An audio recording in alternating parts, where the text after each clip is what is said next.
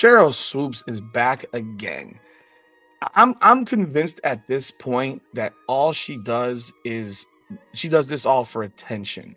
She is the definition of an attention whore. Sheryl Swoopes, who was once hailed as one of the greatest pioneers in women's basketball history, has now become a professional-level player hater. Last year, we all saw how she was busy throwing shade at Caitlin Clark, who is the most impressive talent the WNBA has ever seen. But the worst part? Swoopes still hasn't changed her ways and continues her anti-Clark propaganda to this day. I'm beginning to think that Sheryl Swoopes is using Caitlin Clark to lift her own profile. I think she is using Caitlin Clark to keep her name. If there was a WNBA Hall of Shame, Swoopes would be the first one to be inducted, because she's out here proving that if the basketball doesn't bounce your way, you can always throw it at someone who's still playing. So let's rewind and see just how much hatred Swoopes gave to Caitlin Clark, because it's completely unbelievable.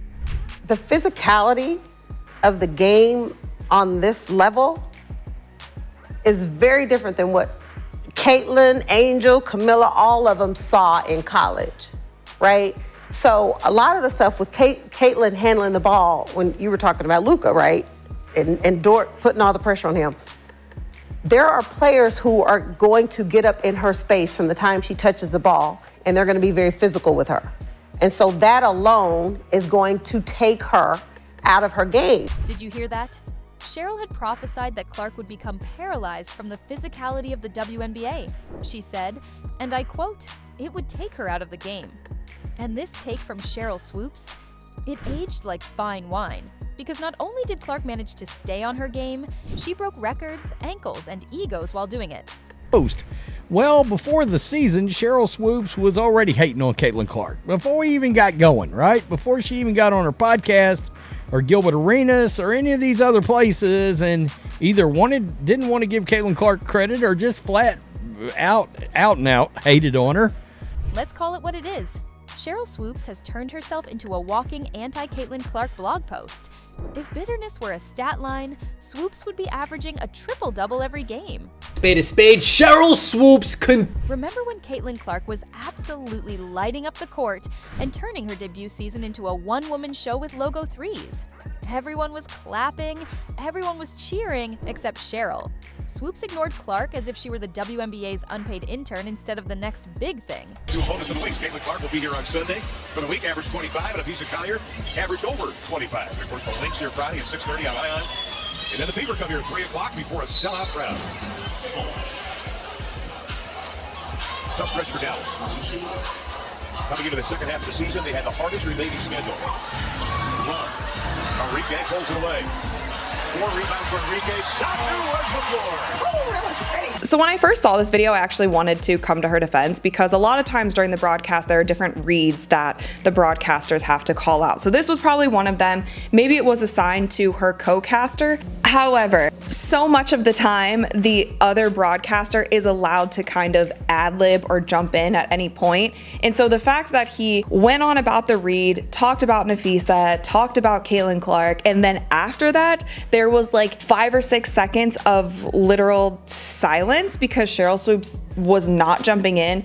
That was the point that I was like, okay, here's once again another example of Sheryl Swoopes hating Caitlin Clark so much that she literally can't even say her name. It's like Caitlin Clark is the Voldemort if Sheryl Swoopes was Harry Potter. Like literally cannot say Caitlin Clark's name. It is so bizarre.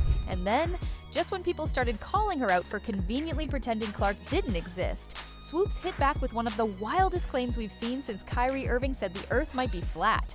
She said Caitlin Clark took 5 years to break Kelsey Plum's record. This isn't just for Caitlin, but you asked me about Caitlin. If you're going to break a record, to me, if it's legitimate, you have to break that record in the same amount of time that that player set it. Okay. Right? So if Kelsey Plum set that record in 4 years, well, Caitlin should have broke that record in 4 years.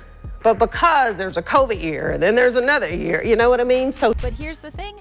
Clark did it in 4 years, just like every other college athlete on scholarship. So either Swoopes skipped a few press briefings, or she's adding her own lies to Clark's resume. Why not? I mean, this incident already proved that Cheryl was dishonest when talking about Clark and her achievements, because there was no way that a professional like Cheryl would make a mistake like that. During this interview with Gilbert Arenas, you could tell that Sheryl Swoopes was experiencing feelings of bitterness. I don't know if it was jealousy or maybe some level of resentment. You just got the feeling that Sheryl Swoopes was trying to downplay the significance of Caitlin Clark. Since she couldn't find anything negative to talk about, Sheryl Swoopes simply made shit. Yeah. Once clips of this interview began circulating on social media, Cheryl the Swooper received immediate backlash. Obviously, she deserved it. I mean, you were literally making shit up with the sole purpose of tarnishing Caitlin Clark. You look up the record for all-time points leader, you would realize that Clark broke the record in 128 games, while Plum played 139 games. That's right. Not only did Clark beat the record in 4 years, but she played fewer games to do so. How can Swoopes be this much wrong? But that's not all. There's more. When she was not spreading misinformation like an unverified tweet, Swoopes was out here dropping bizarre statements that really made us wonder if she was auditioning for the WNBA's villain. Spade, Sheryl Swoopes just can't help herself. Every time Caitlin Clark comes up in conversation, Sheryl Swoopes just continuously goes out of her way to try to undermine and diminish some of the success that she has brought to the Indiana Fever. That's right. Remember when she claimed black people cannot be racist? This was outright ridiculous and totally unbelievable. I'm gonna say this, and then I wanna be done with this whole conversation. So for people to come at me and say that I made those comments because I'm a racist, first of all, black people can't be racist, but that's the... This is next level stupidity, especially coming from an actual legend who had been an icon of women's sports. But Swoopes didn't care. She was going to any lengths in order to spew hatred against Caitlin Clark, and her statement about black people not being racist, it was the epitome of foolishness. I know I'm not an expert in the field, but last I checked, racism wasn't exclusive to white people.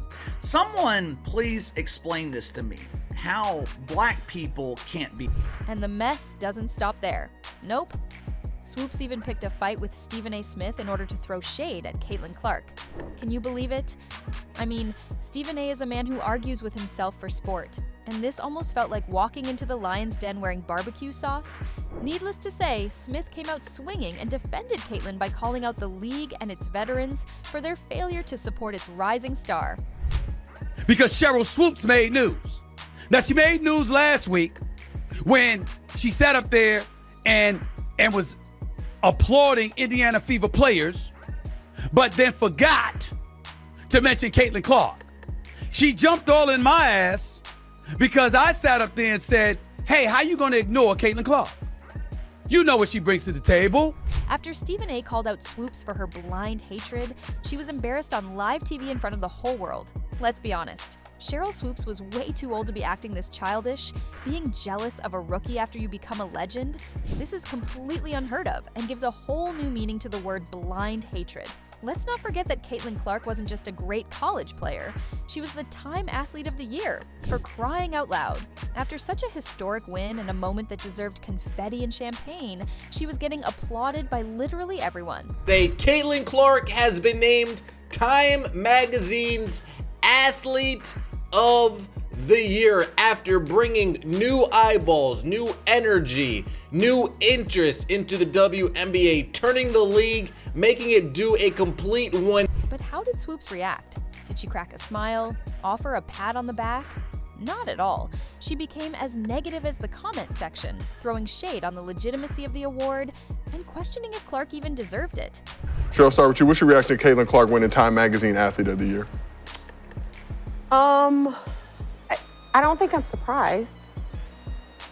I'm curious to know who the other candidates were, but the fact that that's the very first WNBA player to ever win Time Magazine Athlete of the Year is pretty special.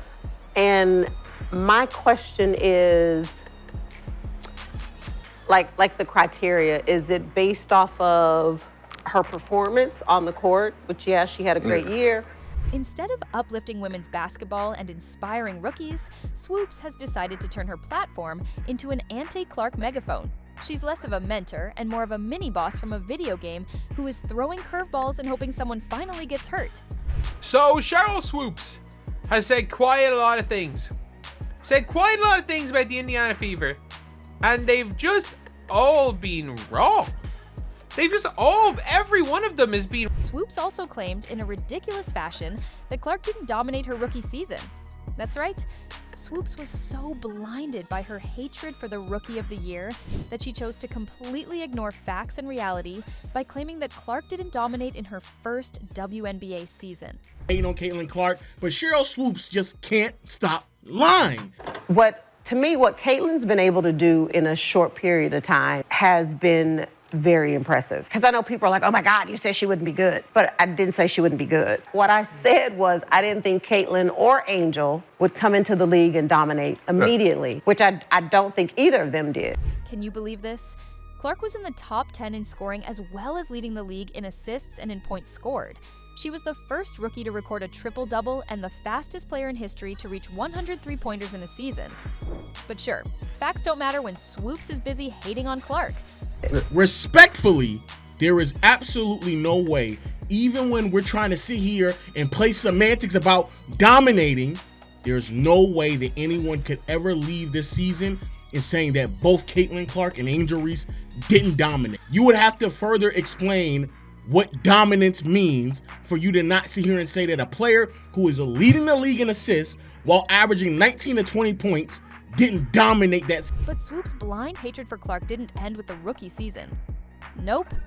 Instead, she was seen downplaying Clark and her team in the offseason as well.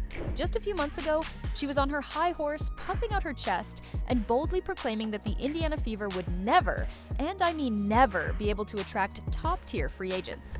There's a lot of other shit going on that players are like, this ain't where I want to be. Over there? Yeah. Yeah. Some new shit going on around there. It's a lot. So you have players that are very significant on this Indiana Fever team that are like, I don't want to be here. This is where I want to be. Yeah. That's right.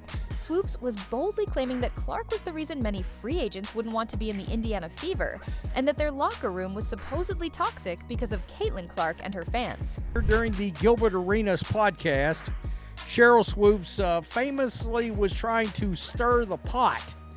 All right, or as I like to call it or refer to it as, start some shit. That's what she was trying to do. In regards to the Indiana Fever and their locker room situation, as she came on and was claiming that it was a sort of toxic environment, and I guess Caitlin Clark fans were making it hard on other players. But contrary to Swoopes' predictions, the Fever executed a remarkable free agency period, securing veterans like Natasha Howard, DeWanna Bonner, and Sophie Cunningham.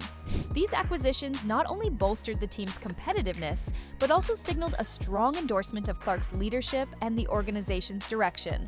The Fever just made another big move in WNBA free agency, but wait, I thought no one wanted a Fever are that golden destination, and I can't help but laugh. To the fans and the people online and the media commentators, unfortunately, who said that nobody wanted to play in Indiana. That doesn't make any sense by any stretch of the imagination. In what way would you not want to play in Indiana? The place where you're getting sold out arenas, the most viewership on television, playing with a player who was top 3 in MVP voting as a rookie, who clearly elevates her teammates around her. She scores a lot, but she is also dishing out the ball, able to elevate everyone around her. Why wouldn't you want to be in that system? Swoopes was spreading lies upon lies in order to throw shade at Clark and her team.